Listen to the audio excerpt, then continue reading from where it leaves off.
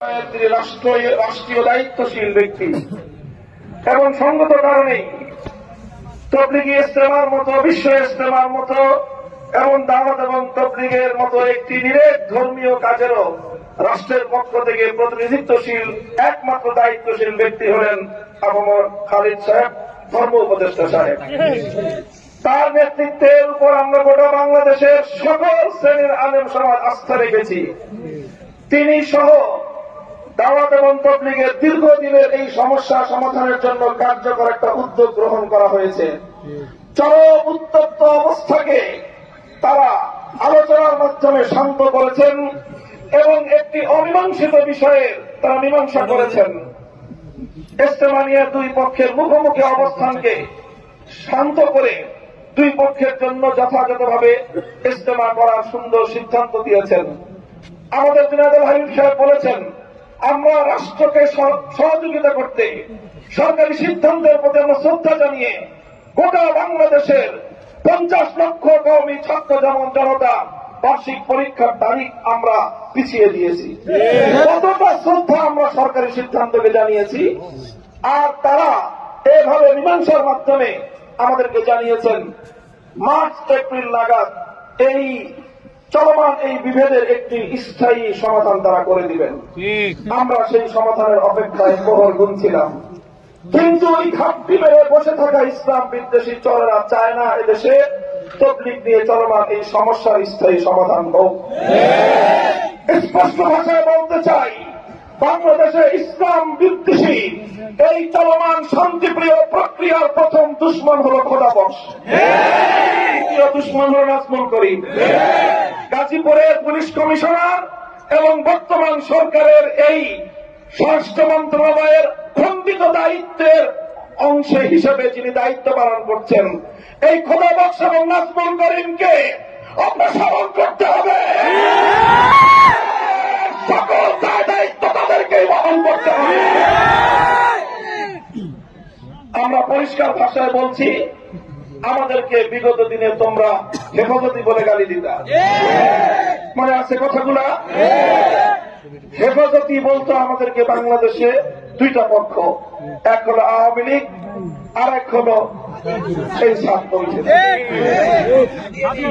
তোমরা এতদিন পর্যন্ত আওয়ামী লীগের সুরে সুর মিলিয়ে আমাদেরকে হেফাজতি বলে গালি দিয়েছ।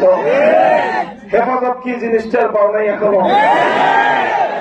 হেফাজতে ইসলাম হল বাংলাদেশে ইসলাম এবং মুসলমানদের সত্যিকার দায়িত্বশীল সংগঠন। আমরা ধৈর্যের সাথে সহনশীলতার সাথে সকল পরিস্থিতিকে মোকাবেলা করবার চেষ্টা করছি। আমরা চলমান এই সংকট প্রথমে আলোচনার টেবিলে আলোচনার মাধ্যমে মীমাংসা করবার চেষ্টা করেছি। আমরা যখন আলোচনায় গিয়েছি, আমাদের এই আলোচনার উদ্যোগকে, আমাদের এই সহনশীলতাকে তারা আমাদের দুর্বলতা ফেলেছিল আর মনে করেছিল নাজমুল করিম আর এই খোদাবক্সের মাধ্যমে ধাক্কা দিলেই এদেশের আলেম সমাজ পড়ে যাবে। মনে রেখো, আলেম সমাজ বাংলাদেশে ভাড়াটিয়া থাকে না। বাংলাদেশে ওলামায়ে কেরাম এদেশে মালিকানা সূত্রে বসবাস করে। আলেম সমাজকে মাইনাস করে বাংলাদেশে কোন কার্যক্রম চলতে দেওয়া হবে না। আমরা আবারও বলছি, শান্তিপ্রিয় প্রক্রিয়ার মধ্য দিয়ে সকল কাজ চলবে। বিশ্ব ইজতেমার যেভাবে মীমাংসা হয়েছে সেভাবে কার্যক্রম চলবে। মাননীয় ধর্ম উপদেষ্টা দেশের বাইরে রয়েছেন, যিনি এই বিষয়টার মূল দায়িত্বশীল, তার অবর্তমানে খোদাবক্স আর নাজমুল করিমরা মিলে ষড়যন্ত্রের জাল বুনছে।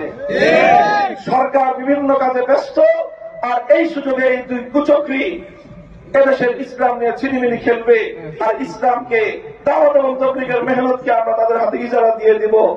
এতটা প্রকার স্বর্গে তারা বসবাস করে বলে আমি মনে করি না। আপনারা হুঁশিয়ার হয়ে যান। প্রশাসনের ঘাটতি মেরে বসে থেকে যারা ইসলামকে, আলেম সমাজকে আপনারা যারা ঘায়েল করতে চান, আমরা আপনাদের কোন ষড়যন্ত্র ইনশাআল্লাহ বাস্তবায়িত হতে দেব না। সংগ্রামী সাথী ও বন্ধুগণ, আমাদের বক্তব্য আর খুব বেশি কিছু নয়।